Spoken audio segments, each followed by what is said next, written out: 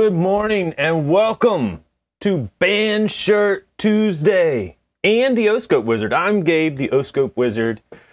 I'm wearing my band shirt today. I don't know if everybody is participating in Band Shirt Tuesday, but it's Bon Iver for me, one of my favorite bands. You know, that weepy hipster rock. I love weepy hipster rock. I can't shake weepy hipster rock. I think I'm a self-acknowledged hipster, and I have loved weepy music ever since I discovered, I think, Counting Crows. That was my first real weepy band when I was growing up. What was y'all's first weepy band? If you've joined the chat, let me know what's your first weepy band, if you're into weepy hipster bands. Like me, or just whatever your favorite band is, and wear a band shirt on Tuesday. Come on, you must have a band shirt somewhere. I really miss concerts. That was one of my favorite hobbies. We've had to let that go, but to memorialize Band Shirt Tuesday. So let's see. Whoa, somebody in the chat saying that there's a Bon Iver Taylor Swift mashup. I love Taylor Swift, and in fact, just last weekend I watched, what's that Taylor Swift music video on Netflix? I can't come up with the name. It's Reputation. I think it's the Reputation tour. I love that. Me and the little O-Scope Wizards watched the whole thing at very loud volumes. Too loud for safety, but it didn't matter. But I will definitely check out that mashup. How did I miss that mashup? What is going on in my life? It's not like I got a whole lot of going on in my life. I should be able to listen to it. Let's see, what were we doing? Let me get back on track. I'm like totally derailed, but I did have some things to show you. So over the weekend, this is what I did.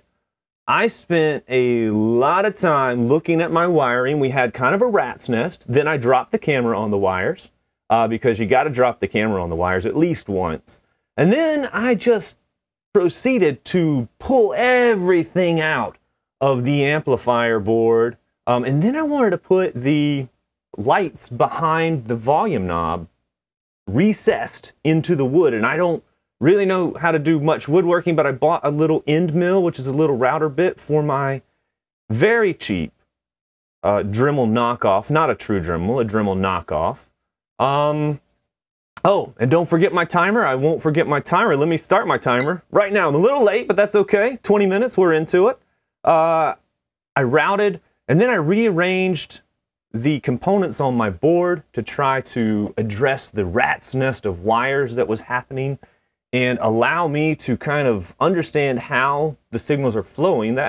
Neat wiring helps me follow a signal flow. I think neat wiring helps everybody follow a signal flow in a board, but I used wire wrap, which I had not done. Has anybody else wire wrapped? Did you wire wrap in college? It is a very specific way to connect pins on a board that is a little bit less permanent than solder, but it does make a very nice solid connection with these very thin wires, those little red wires that you see going onto the board. It looks very fast, and in fact, this process took me about 6 hours, and boom! At the end of it, I needed to wire wrap 2 more wires, and I fried my Raspberry Pi Zero. RIP Raspberry Pi Zero, you were with us for a long time. So I tried a backup Raspberry Pi Zero that I had.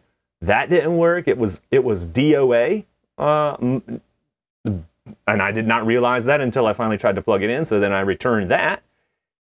Luckily, I had actually purchased a Raspberry Pi A Plus, so that's a slight upgrade to the Raspberry Pi Zero. I just had bought it thinking that it had better Wi-Fi, and I plugged that in. So this was the before, and then that's the after. You can see it's much neater. And if I go over to my main scene, let's see. Oh, we can't see everything. Our pot is wired. But can it control the sound? I'm gonna say our pot is wired, it feels a little bit naughty. When you say potentiometer, when you do the shorthand, the cool shorthand for our potentiometer. But this is our new case. I mean, we've been working with this case for a little while, but you can see there the LEDs now are slightly recessed behind the volume knob, which is my ultimate goal. I might get a smaller volume knob and then do epoxy over this section. Let me pull the volume knob off because we're actually going to need to see the LEDs today, because today is when we actually make the volume knob a volume knob. Right now it is just a clever little metal knob that goes onto a rotary encoder that we can press. Oh my gosh, it is on. It's on. This is how I break things. It's on. Okay, I've already fried one Raspberry Pi, but we pull the top off, and I do have one speaker connected today, and I'm going to use the other side of my amplifier to monitor my potentiometer here to monitor the resistance level. Because what I want to happen is when I turn this knob right here, you see the knob right here, right now it's not doing anything. We have had it controlling our LEDs, and we will get back to that point. I want it to adjust the resistance on this potentiometer. So this is my potentiometer. It's a 100K potentiometer, if you guys remember. If I go back over to my data sheet, it's this guy. It's the MCP42100, which means it is a 2-channel 100K resistor from Microchip. I replaced this potentiometer. Let me get back over. I replaced this potentiometer. If you remember, I was reading at EOI. You can even see right there, but it's actually, if I flip it around, it is 103. If it'll focus, there we go. Almost. It was really close. My little webcam, bless its heart, it is struck. Oh, there we go. Oh, it got it. I mean, we're going to count that. But 103, so it's a 10K potentiometer. I replaced it with two 100K potentiometers.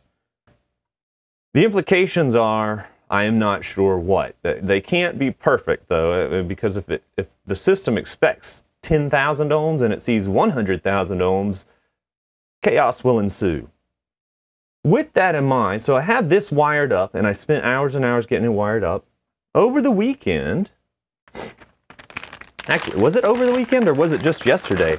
Just yesterday, I had ordered, so that is the MCP42100. I ordered this. This is a tiny chip, but it is the MCP42010. That means it's the 2-channel 10K ohm potentiometer. So it's the same chip that's in here, except it is the 10K version instead of the 100K version. And I wasn't sure how I was going to use this chip. If you guys, have y'all ever bought chips and just tried to use a chip somewhere? They come like this, and then like if you don't have a board to solder it on, how do you get to these tiny little wires?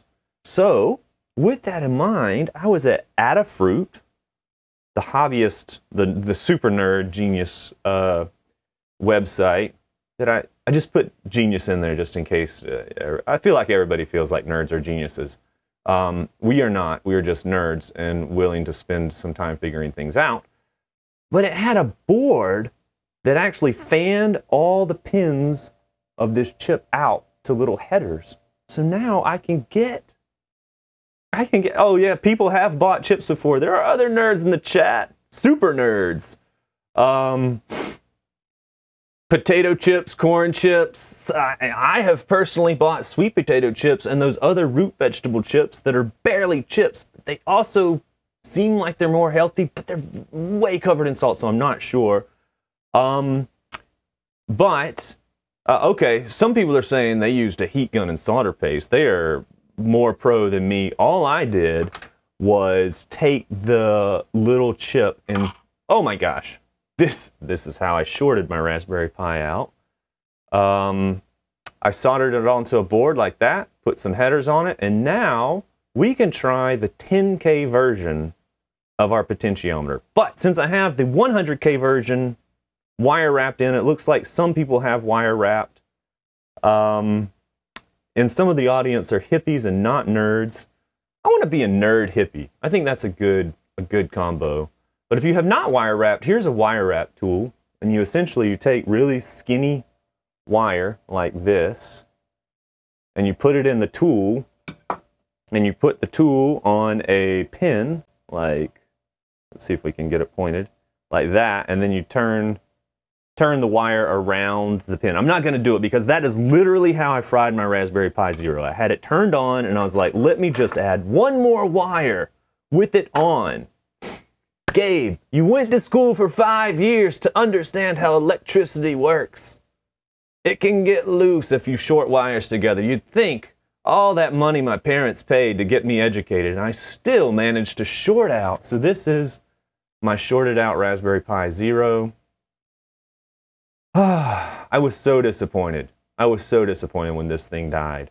The real thing that told me it was dead was A, none of the lights turned on when it got power, and when the power was placed on it, this piece of memory got so hot. You could have cooked an egg on that, on that chip.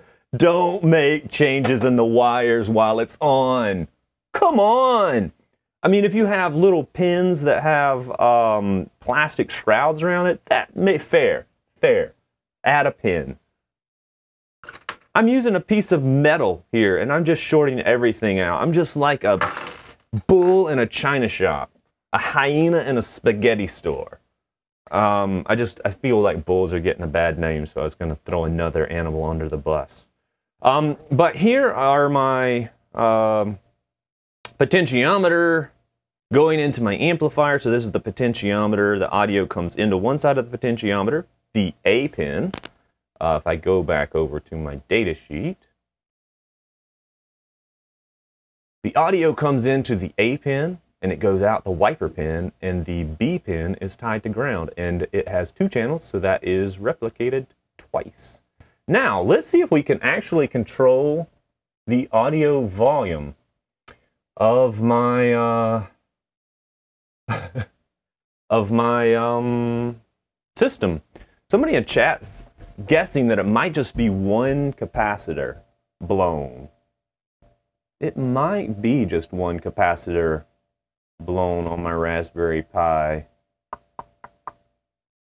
That is a good point. Now you got me thinking. I could go through and test all the capacitors with my handy dandy multimeter. There must be something on this multimeter that will test a capacitor, and then I could replace it. I could do that. That feels like a thing that I could accomplish. Not next episode, but later on. Let's get to the programming portion. So before we did this, we wrote a program that just sent out some spy commands to our digital potentiometer. In chat, they're telling me I have to remove the capacitors to test them. Oh my gosh. But maybe the chat is having a good point. We could troubleshoot this Raspberry Pi Zero and try to bring it back from the edge of the grave, the precipice of the trash bin. The only reason I have it still is because I just wanted to show a dead Raspberry Pi. It would have been more epic if something had exploded, but it did not. It was a quiet death and a hot death. It died a quiet, hot death, and maybe I can bring it back. I'm not going to give up on it. You're right. You guys are right. I'm listening. This is us trying to send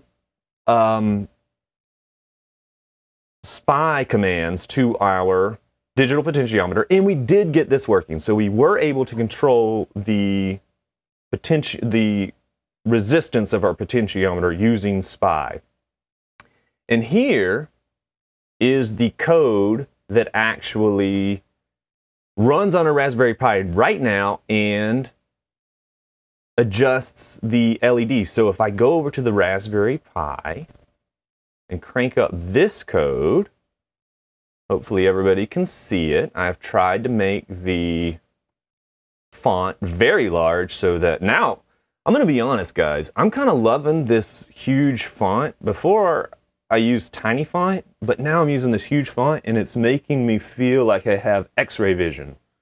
So now I'm running this, and as I turn the potentiometer or the rotary encoder, you can see that it tells me whether I'm going clockwise or counterclockwise, and then as I turn it, you can see it is lighting up LEDs. So that's where we had our rotary encoder working before. But we want to add the ability to control the volume. So all this is doing is controlling our LEDs, which is cool, but ultimately not everything we need to do. So let's stop that and let's make some changes. So if I go into my code really quickly and look at, we have this object that controls all our volume and LEDs and handles the rotary encoder. I have a routine called volume up and a routine called volume down. It would be cool if when I called volume up, I actually reduced the resistance of my potentiometer, and when I call volume down, I increased the resistance of my potentiometer to increase the volume level and decrease the volume level. And I call this volume up every time I spin the rotary encoder clockwise, and I call volume down when I spin the rotary encoder counterclockwise or anti-clockwise.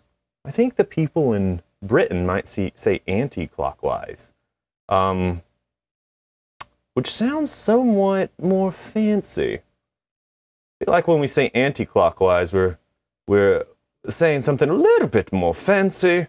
So let's write a new routine here that will control the volume. So if I go back over to my SPI stuff, you can see that I had to import SPI dev and I had to import time to make that work. So I can do that. I already have time. I can import SPI dev.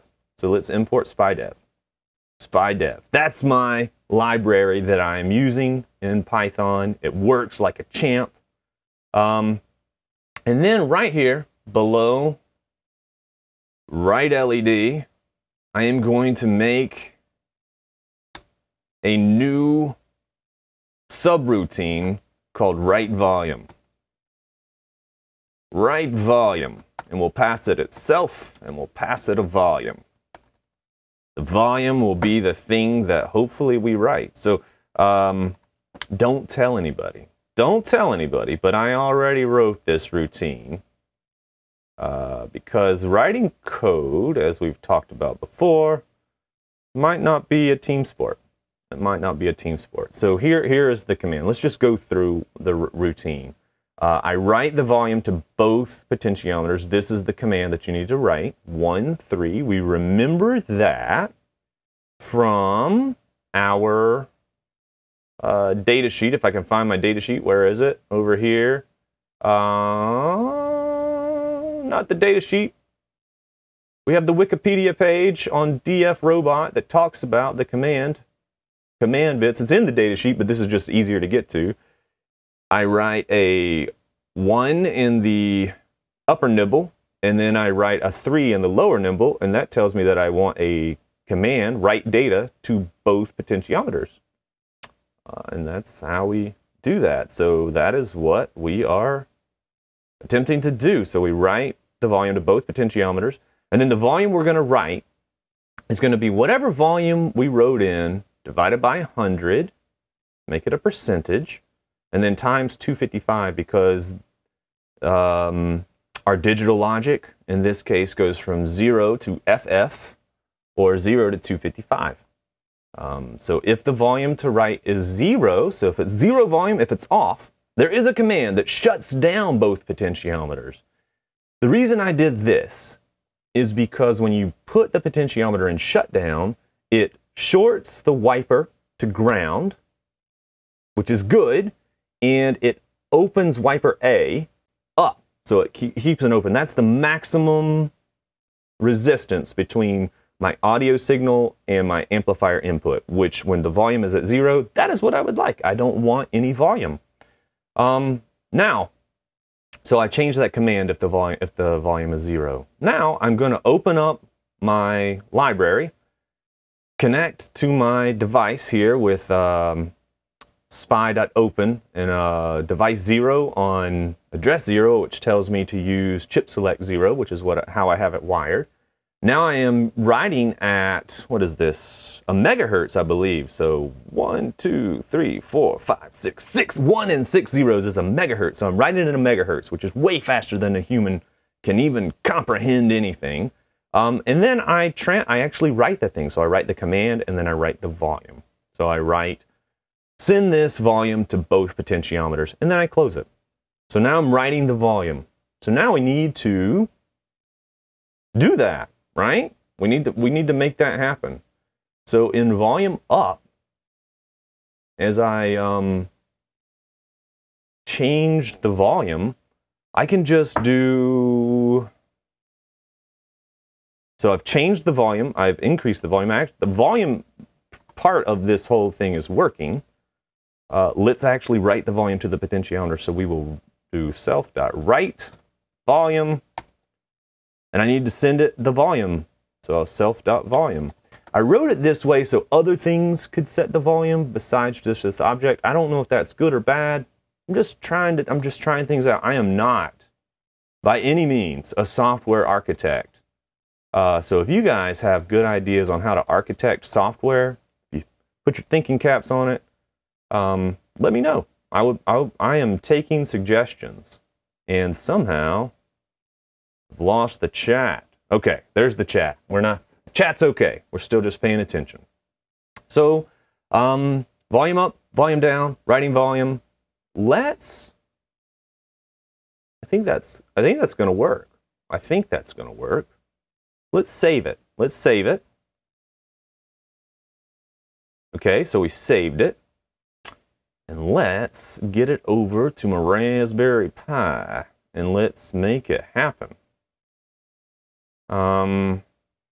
So I have changed up my methodology for communicating with my Raspberry Pi. I am doing all my coding locally on my computer, and then I'm copying the files over to the Raspberry Pi. Because, I'm going to be honest with you guys, Nano is that is tough sledding to do real programming. Oh my gosh. Oh my. 5 minutes remaining. 5 minutes left. Let's get back. Let's get back and see if we're gonna make this happen. So we just copied it over. We're gonna see if we can start it. Does it start without dying? No, it doesn't. Oh my gosh. Oh my gosh. We'll be all right. Let's do nano it real quick and see if we can fix oh my gosh. Fix what's happened. I have a problem with an indent somewhere. Right here, it looks like. Okay. Oh, look. So everything else is one space over. So let me, boop, right there. Now it's lined up. Okay, Python. Let's not completely panic. We'll be all right. That is the downside of doing it the way that I just did it, where you're using two different text editors here. So let's control it, save the buffer.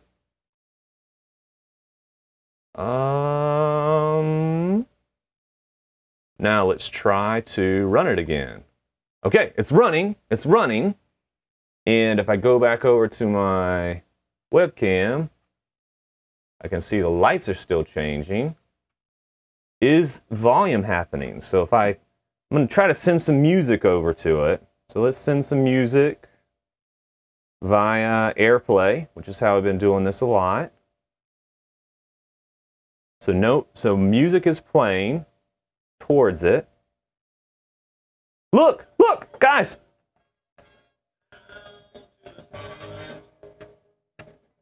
Our volume knob is voluming. Voluming! Yay! That's awesome. Our LEDs are going. Can you guys hear the volume? It's going up and down. That means our algorithm is working. But before I get too crazy, let me show you guys a problem. So the volume is completely off right now. And then if I take my local AirPlay volume and make it max, and you can hear that? My volume is off. My volume is off. And yet, volume is still sound is still getting out. So that's a problem. That is a problem that I need to explore in the next episode.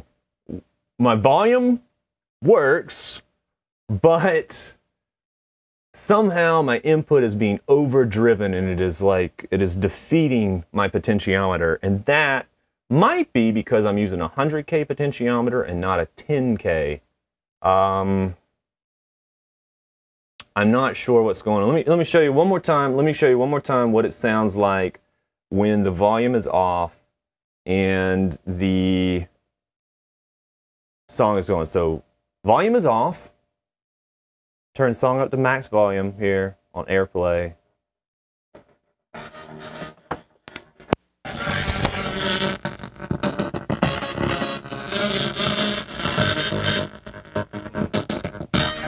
It sounds pretty jacked up. That's it's not the sound of beauty that we're looking for. But you know what? You know what? We're making progress. We have a digital volume knob. So now we can do all kinds of neat things like have fade ins and fade outs. And when I turn the amplifier off, I can fade it in after I turn the amplifier on. So I don't pop my speakers. On turn on, I can do a fade in, so I never pop my speakers. That's how all these Bluetooth speakers and how high-end audio amplifiers avoid popping speakers. They fade it in using digital volume. One of the chat suggestions from Joe was we could have a feedback loop that actually monitors the volume out and the volume of the input signal and tries to adjust it to an optimal volume level based on speakers. That might require some microphones. And I said you'd need an ADC on the input and output, and I was making that seem tough, but there are a lot of boards that are just sound analog to digital converters, so that's not totally out of the realm of possibilities. I'm going to have to think on that and then think on how I would handle it. Of course, I have control over both the input and the output, so I should be able to just maybe monitor the expected levels. I could go based on expected levels instead of measured levels as kind of a quasi feedback system. But any true hardware engineer would say, whoa, whoa, whoa, whoa, whoa. We have to look at the signal to make sure that it's working. And that is true. And as a test engineer, I would agree with them wholeheartedly. So you've squandered another half hour with me. Thank you so much. I really appreciate you joining me for the show. Gabe, the O-Scope Wizard, you have been hanging out with me in the Techno Lair for about half an hour. Remember Band Shirt Tuesday? Guys, next Tuesday, get your band shirts on. Bon Iver this week. Last week it was Tessa Violet. Next week, who knows? I got a lot of band shirts. I don't know all the nerds in the world, but I would love to meet them. So please share this with a nerd in your life. And if you have suggestions on software architecture or different directions that the project could go, because we are coming to a point where we have a working audio amplifier that could actually be used, which I'm pretty excited about. I'm pretty stoked about. The next steps on the project, as I see it now, are check on the overdriven input level. I'm going to switch out the 100K pot for the 10K pot to see if that helps.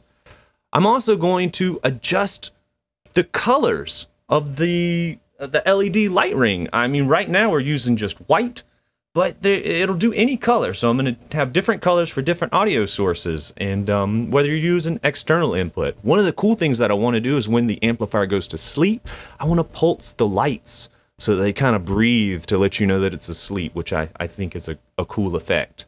But those are my ideas for the upcoming episodes. I will see you guys on Baby Friday. Please join me then. And thanks for watching. I'm going to hang out in the chat for a little while. Take it easy, guys. Bye.